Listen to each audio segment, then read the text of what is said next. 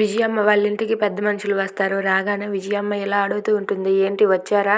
ఏమంది చెంచలమ్మ?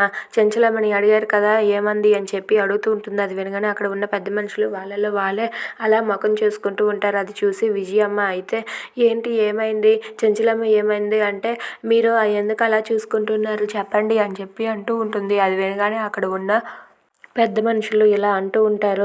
దమ్ముంటే పట్టుకో విజయమ్మ, మేమసలు ఆగేదే లేదు అని చెంచలమ్మ చెప్పింది అని చెప్పి అంటూ ఉంటారు. అది వినగానే విజయమ్మ అయితే ఒక్కసారిగా షాక్ అయిపోతుంది.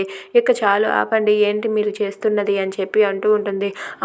అవునమ్మా, అక్కడ చెంచలమ్మ గారు పోటీకి సిద్ధం అన్నారు అని చెప్పి అంటూ ఉంటాడు. అది వినగానే అక్కడ ఉన్న విజయమ్మ అలాగే అలివేలు వాళ్ళైతే ఒక్కసారిగా షాక్ అయిపోతారు.